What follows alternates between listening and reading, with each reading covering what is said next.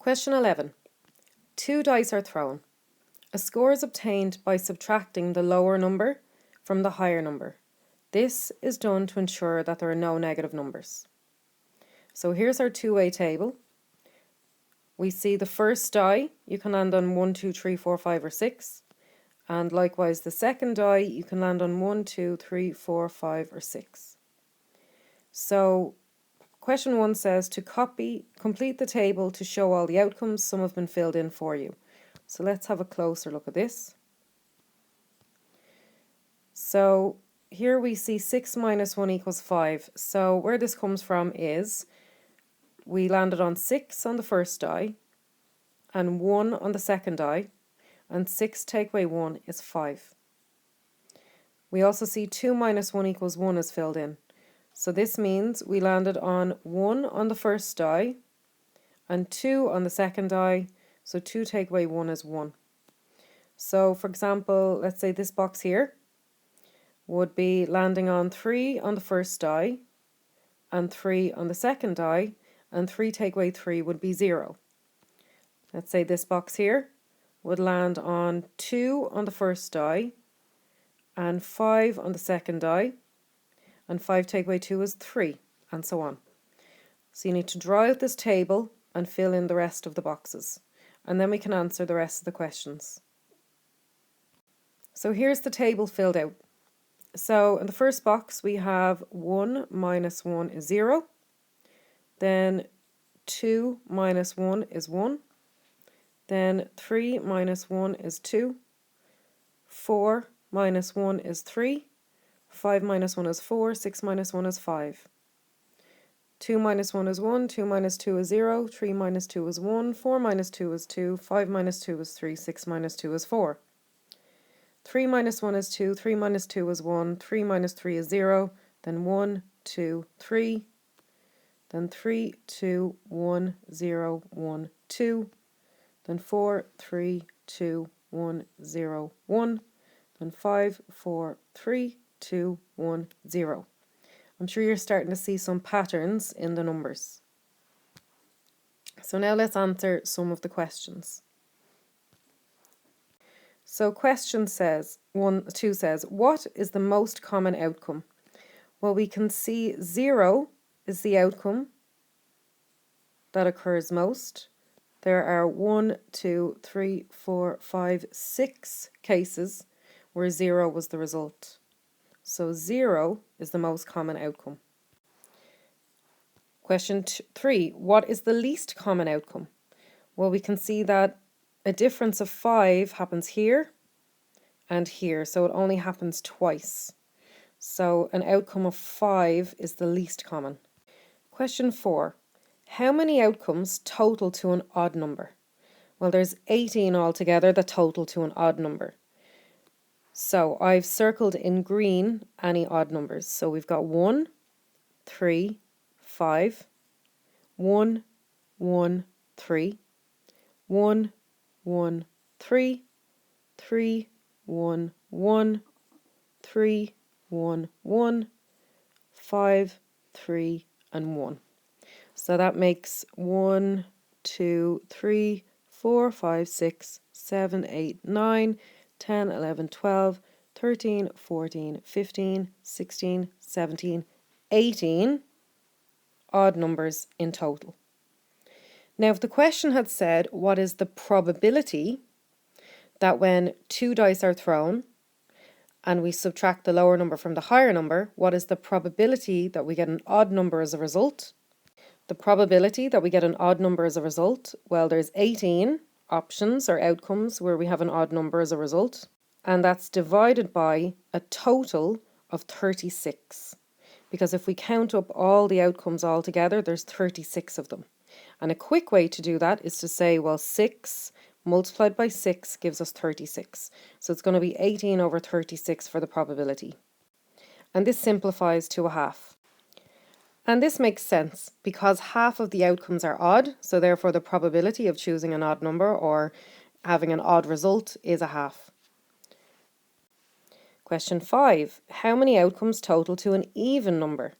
So I've circled all the even numbers in blue. So 0, 2, 4, 0, 2, 4, 2, 0, 2, 2, 0, 2, 4, 2, 0, 4, 2, and 0. So if we add them up, there's 18 of them as well. A quicker way to do that would have been to say, well, if there's 18 odd numbers, or odd results, and 36 outcomes in total, 36 take away 18 is 18 again. So the probability of getting a even result would be the exact same as the probability of getting an odd result. It would also be 18 over 36, which simplifies to a half. Question 6. How many outcomes total to a prime number? So I have put a red dot beside all the prime numbers. A prime number is a number that only has two factors, itself and 1. So a prime number is a number that can only be divided by itself and 1. So important to note that 0 is not a prime number and 1 is not a prime number either. The lowest prime number is 2, and it also happens to be the only even prime number. So I've put red dots beside all the results that are prime. So we've got 2 as a prime number, 3 is a prime number, 5 is a prime number, 2 again, 3, 2, 2, 3, 3, 2, 2, 3, 2, 5, 3, and 2. So adding up all the ones that have red dots, there are 16 of them altogether. So if the question had said, what is the probability that the result will be a prime number? Well, there's 16 results altogether that are prime numbers, and that is divided by the total, which is again 36. So the probability that your result is a prime number is going to be 16 over 36. Question 12. An unbiased coin is flipped 3 times. So that means that nothing has happened to the coin, it's not been tampered with, it's a fair coin. Question 1. Use a tree diagram to list all the possible outcomes. Question 2. How many outcomes contain 3 tails, exactly 2 tails, at least 2 tails, and at least 1 tail? So let's start off with our tree diagram. So with a tree diagram, we draw branches to show all the possible outcomes. So if we flip a coin, the only options are head or tails. So we start off with 2 branches. So remember, we're flipping the coin 3 times, but on the first flip, your only options are, or your only possible outcome are heads or tails. So on the second flip, if you landed on heads on the first flip, then on the second flip, you could land on heads or you could land on tails. So landing on heads for the first flip, you could land on heads for the second flip, or you could land on tails for the second flip. So we draw 2 more branches out of heads. But what if we had landed on tails for the first flip? Well, then for the second flip, you could again land on heads or tails. So we draw 2 more branches, and we could land on heads for the second flip, or we could land on tails for the second flip. So for the first flip, if we landed on tails, we could have landed on heads for the second flip, or we could have landed on tails for the second flip. So just to recap, we start off with our first flip and just 2 branches, heads or tails. And then for the second flip, each of those branches gets another 2 branches. And at the end of those branches, we have heads or tails and heads or tails again. So you can probably guess what's going to happen next. For the third flip, each of our outcomes, we have 4 of them now for the second flip, is going to have another 2 branches coming out of them. So this heads gets 2 more branches, this tails gets 2 more branches, this heads gets 2 more branches, and this tails gets 2 more branches. So let's say on the first flip we landed on heads, and on the second flip we landed on heads. Then for the third flip we could land on heads or tails. Let's say the first flip we landed on heads, the second flip we landed on tails. Well, then for the third flip we could land on heads or tails. Now let's say for the first flip we landed on tails, And then for the second flip, we landed on heads. Well, then for the third flip, we could land on heads or tails. And finally, if on the first flip we landed on tails, and the second flip we landed on tails, then on the third flip we could land on heads or tails.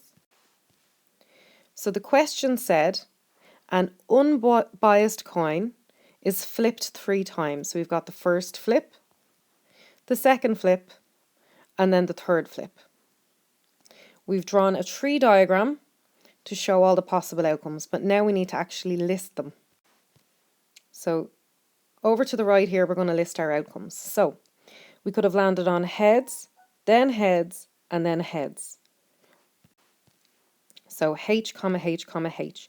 So heads on the first flip, heads on the second flip, and heads on the third flip. Or we could have landed on heads, and then tails. So H, T. So this means heads on the first flip, heads on the second flip, and tails on the third flip. Or we could have landed on heads, tails, heads. So H, T, H. So heads on the first flip, tails on the second flip, heads on the third flip. Or we could have landed on heads, tails, tails. H, T, T. So heads on the first flip, tails on the second flip, tails on the third flip. So these are all our options if we land on heads first. Now we're going to have 4 more outcomes where we land on tails first. So we could have landed on tails first, heads second, heads third. So T, H, H. So T, H represents tails first, heads second, heads third. Or we could have landed on tails first, heads second, tails third. So T, H, T. So this stands for tails first, heads second, tails third. Or we could have landed on tails first, tails second, heads third. So T, T, H. So this stands for tails first, tails second, heads third. And finally, our last possible outcome is tails first, tails second, tails third. So T, T, T. So tails first, tails second, tails third. So here we have our list of possible outcomes. There are 1, 2, 3, 4, 5, 6, 7, 8 of them in total. A quick way to work out how many there are would have been to say on the first flip we've 2 options, heads or tails. On the second flip we've 2 options, heads or tails. And on the third flip we've 2 options, heads or tails. If we wanted to know how many possible outcomes, how many means multiply, 2 multiplied by 2 multiplied by 2 gives us 8 possible outcomes. So once you have your tree diagram drawn out, now you can start to answer the other questions. Part 2. How many outcomes contain 3 tails? So 3 tails exactly. So of our outcomes, we can see there is only 1 outcome that has 3 tails. So the answer is 1. If the question said, when you flip 3 coins, what is the probability that you land on 3 tails? Then the probability would be 1 over 8. That's because there is only 1 outcome that has 3 tails over a total of 8 possible outcomes. There's 8 possible outcomes altogether. Part B. How many outcomes contain exactly 2 tails? Well, this outcome here, HTT, has 2 tails. And this outcome here, TTH, has 2 tails. And this outcome here, THT, has exactly 2 tails as well. So there are actually 3 altogether. And if the question had said, what is the probability of landing on exactly 2 tails? The answer would be 3 over 8, because there are 3 outcomes with exactly 2 tails over a total of 8 outcomes. Question C. How many outcomes contain at least 2 tails? So HTT has 2 tails exactly. THT has 2 tails exactly. TTH has 2 tails exactly, but TTT has 3 tails, which is technically at least 2 tails, because at least 2 tails means 2 or more. So it also includes an option where there are 3 tails. So there are 4 outcomes of at least 2 tails. And if the question had said, what is the probability of landing on at least 2 tails, that would be 4/8, because there are 4 outcomes that have at least 2 tails over a total of 8 outcomes. We always divide by the total number of outcomes. And 4/8 simplifies to a half, and that makes sense because half of our outcomes have at least 2 tails. And question D, how many outcomes contain at least 1 tail? So HHH has no tails at all, but all the other outcomes have at least 1 tail. Some of them have 1 tail, some of them have 2 tails, and some of them have 3 tails. But all of the ones highlighted here in yellow have at least 1 tail. There's 7 of them altogether. And if the question had said, what is the probability of landing on at least 1 tail, it would be 7/8, because there are 7 outcomes that have at least 1 tail divided by a total of 8 outcomes altogether. So as you can tell, the phrasing of the question is very, very important. These questions all sound quite similar. 3 tails, exactly 2 tails, at least 2 tails, at least 1 tail, but they all had very different answers and their probabilities were very different as well. So when you're doing probability questions, read the question very, very carefully.